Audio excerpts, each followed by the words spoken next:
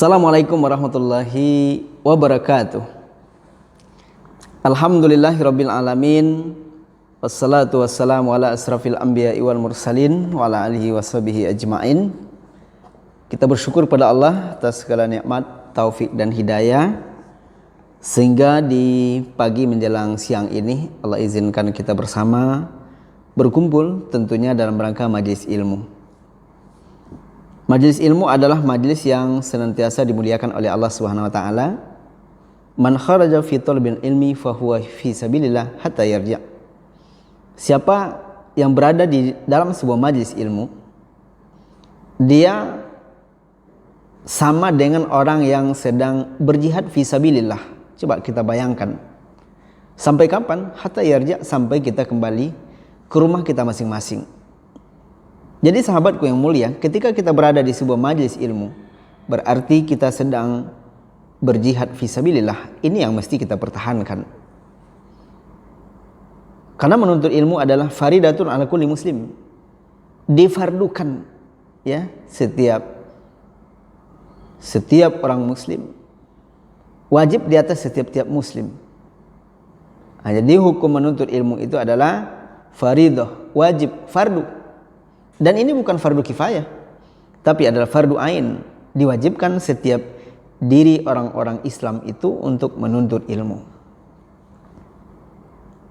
Salawat dan salam keharibaan junjungan kita Rasulullah SAW. Mudah-mudahan kita mendapatkan syafaat di yaumil kiamah.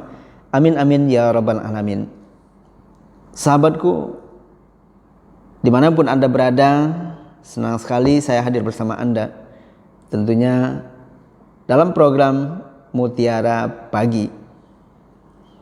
Nah sahabat, pada kesempatan ini kita mengkaji, mentadaburi satu ayat di dalam surah Al-Baqarah 275.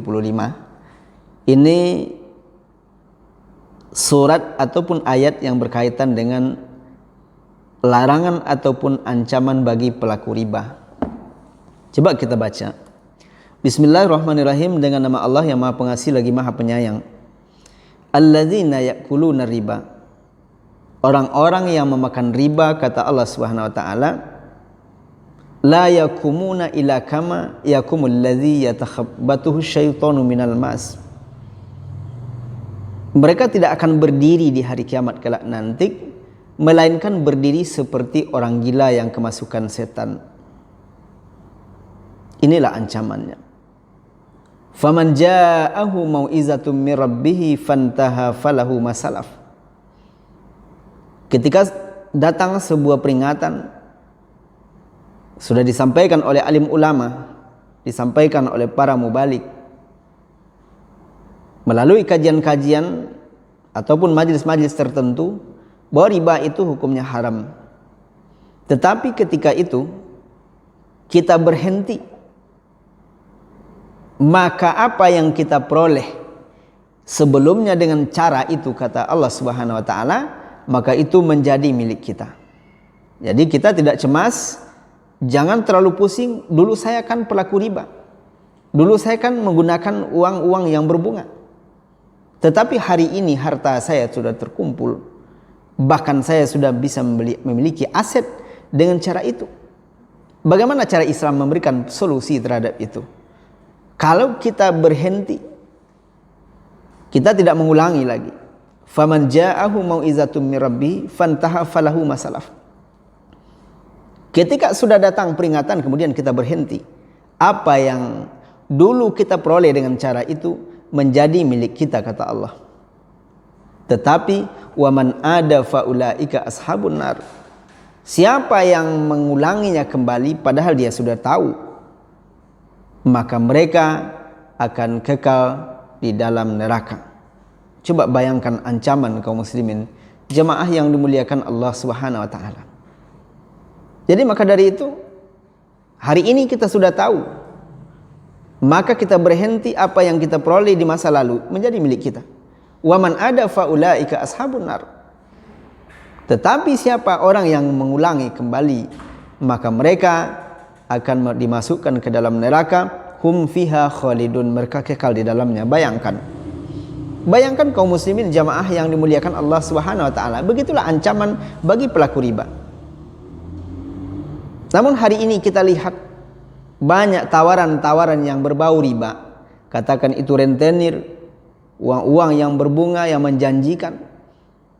Padahal riba itu dia tidak akan pernah tumbuh subur, melainkan dia akan hancur.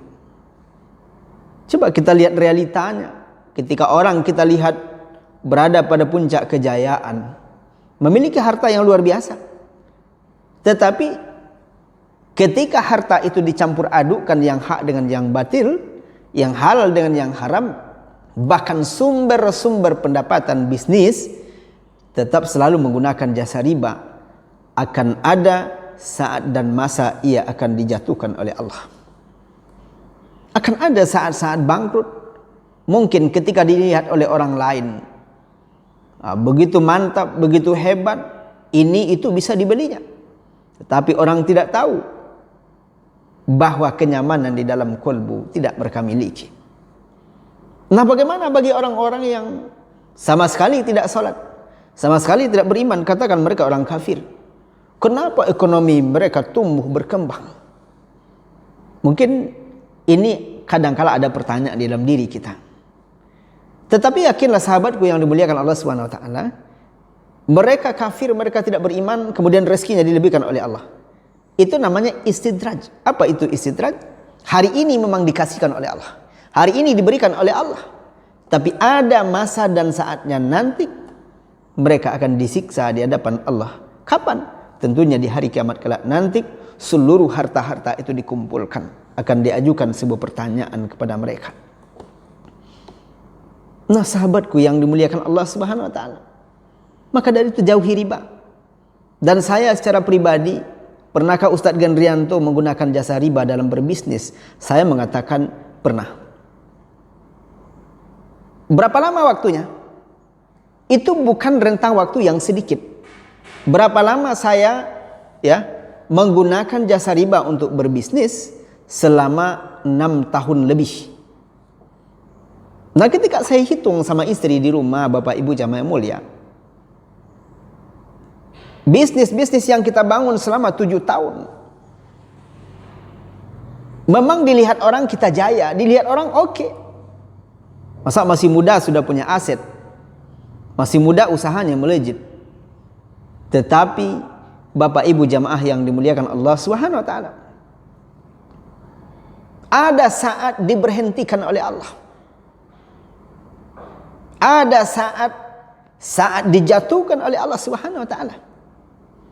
Tetapi ketika kita jatuh bangkrut, jangan pernah kita menyesali Allah Subhanahu wa taala. Jangan berprasangka buruk kepada Allah Subhanahu wa taala. Ternyata sahabatku yang dimuliakan Allah Subhanahu wa taala, di waktu kita jaya-jayanya berada pada puncak kejayaan menggunakan jasa riba, akan ada saat dijatuhkan oleh Allah. Itu merupakan hidayah. 7 tahun sahabatku yang mulia. Setelah kami hitung-hitung di rumah, berapa banyaknya kami sudah menyumbangkan harta, bunga harta kepada lembaga riba, itu kurang lebih 350 juta. Coba bayangkan, 350 juta.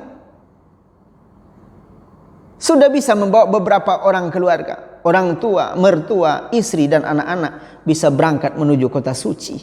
Ketika kita gunakan dan kita belanjakan jasa riba itu. Tetapi sayang sahabatku yang dimuliakan Allah Subhanahu wa taala, maka dia pasti tidak akan berkembang, dijatuhkan oleh Allah. Nah, di waktu itu memang dalam keadaan bimbang. Kenapa? Biasanya kita punya harta, ada punya mobil, ada punya tanah, ada punya aset, tetapi ada saat dijatuhkan oleh Allah.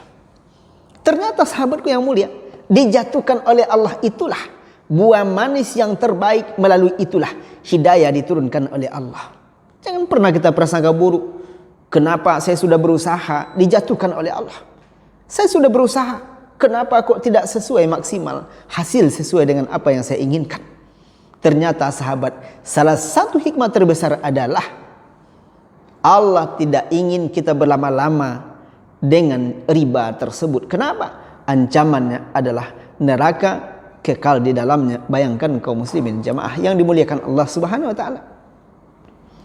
Jadi maka dari itu, dengan pengalaman-pengalaman pribadi, pengalaman keluarga, maka saya ingin berbagi dengan sahabat, saudara, sanak famili dimanapun Anda berada, maka tinggalkanlah riba. Maka riba akan menghancurkan, baik hancur dunia ataupun hancur akhirat. Nah sahabatku yang mulia, selama 7 tahun, ya 6 tahun sampai 7 tahun bergelimang dengan jasa riba. Di akhir tahun yang ke-7 itu, ya, dijatuhkan oleh Allah. Ketika itu saya membangun membuat kebun ubi sebanyak 1 hektar. Ternyata kebun ubi itu didoser oleh orang lain. Kenapa didoser? Ternyata tanahnya bermasalah. Dan saya di waktu itu bekerja di instansi pemerintahan. Dan saya diberhentikan di tahun 2012 itu. Saya diberhentikan. Bekerja di sebuah instansi pemerintahan yang bergerak di bidang ekonomi. Ekonomi pemerintahan, ekonomi perdesaan. Di waktu itu, di salah satu asbab dunia diberhentikan oleh Bupati Kabupaten Bengkalis ketika itu, artinya kami tidak diangkat kembali. Kurang lebih di waktu itu ada sekitar 25 orang, di antaranya saya. Memang di waktu itu ada sedikit kesal, tetapi rentang waktu yang begitu panjang setelah kita pikir-pikir dan kita renungkan, ternyata sahabatku yang mulia, ada hikmah terbesar, ada hikmahnya. Apa hikmahnya? Kebetulan lembaga instansi tersebut pun lembaga riba yang membungakan uang kepada masyarakat pedesaan. Berarti Allah Subhanahu wa taala tidak menginginkan saya dan keluarga berlama-lama dengan riba tersebut. Nah, sahabatku yang mulia, kemudian saya di waktu itu juga membangun sebuah usaha mengisi proyek bangunan untuk perumahan. Itu kurang lebih 1000 rumah. Tetapi seiring perjalanan waktu, ya, ternyata material sudah kita masukkan, borongan tidak jadi. Bayangkan kaum muslimin yang berbahagia. Nah, kemudian apa lagi? Kita kredit dengan menggunakan jasa riba, membeli mobil sampai 240 juta. Ketika dijual berapa? 90 juta. Setelah kami hitung-hitung, kurang lebih 350 juta. Kami sudah menyumbangkan ke jasa riba uang yang kami peroleh. Tetapi sahabat kami mulia, ketika itu kita berhenti dan stop menggunakan jasa riba. Insya Allah akan diberikan solusi oleh Allah.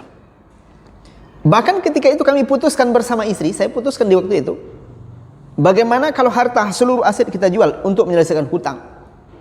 Istri siap, walaupun di belakangnya dia meneteskan air mata, tetapi di hadapan saya dia tunjukkan bahwa dia adalah qawi, dia adalah termasuk perempuan yang kuat. Dan satu-satunya aset terakhir ada mobil pribadi untuk mengantar anak istri ke sekolah, ke sebuah lembaga pendidikan, diantar setiap hari. Tetapi setelah itu kami siap untuk berangkat naik Honda, walaupun kami membawa 2 orang anak. Jadi setiap hari dari rumah itu menuju ke sekolah itu 4 orang di dalam satu kendaraan. Sahabatku yang dimuliakan Allah Subhanahu wa taala, berapa lama itu terjadi? 1 tahun. Setelah 1 tahun kemudian Allah bukakan pintu rezeki, usaha yang tadinya bangkrut jatuh, tumbuh, berkembang kembali. Yang tadinya tidak bekerja, bahkan sampai 4 tahun tidak ada pekerjaan lain, hanya saja mengurusi bisnis dengan jasa riba, dan kemudian diberikan oleh Allah sebuah pekerjaan yang layak. Nah, setelah itu semua kaum muslimin yang berbahagia, setelah jasa riba itu kita tinggalkan, kita stop, saya sangat yakin dan percaya sekali Allah akan ganti dengan cara yang lain yang terbaik. Bahkan di setahun kemudian kami sudah memiliki kendaraan kembali, ya, kami sudah mendapatkan mobil, bisa mengantarkan anak istri tanpa menggunakan jasa riba. Masya Allah. Maka dari itu sahabatku, pengalaman buruk yang pernah terjadi pada diri saya sendiri, saya tidak ingin ini terjadi pada saudara-saudara saya. Tinggalkan jasa riba, tinggalkan uang-uang yang berbunga, hindarkan rentenir, tingkatkan ibadah kepada Allah Subhanahu wa taala dan keluarkan zakatnya dan infakkan sebagian harta itu setiap hari walaupun 1.000-2.000 rupiah. Demikian sahabatku yang dimuliakan Allah Subhanahu wa taala, maka dari itu kita indahkan panggilan Allah di dalam surah Al-Baqarah 275. Kita tinggalkan jasa-jasa riba itu. Nah, sahabatku yang dimuliakan Allah SWT, setiap transaksi pinjam meminjam kemudian pengembaliannya lebih dari yang dipinjam, itu namanya riba. Panyakulu kordin jaran manfaatan fahuwa ribah. Ya, setiap transaksi itu kemudian dia bertambah, berbunga, maka dia adalah riba. Maka riba, pelaku riba kalau tidak berhenti, maka tempatnya neraka, mereka kekal di dalamnya. Tapi jika mereka berhenti, insya Allah seluruh apa yang diperoleh pada masa lalu menjadi miliknya. Demikian yang dapat saya sampaikan, semoga bermanfaat. Assalamualaikum warahmatullahi wabarakatuh.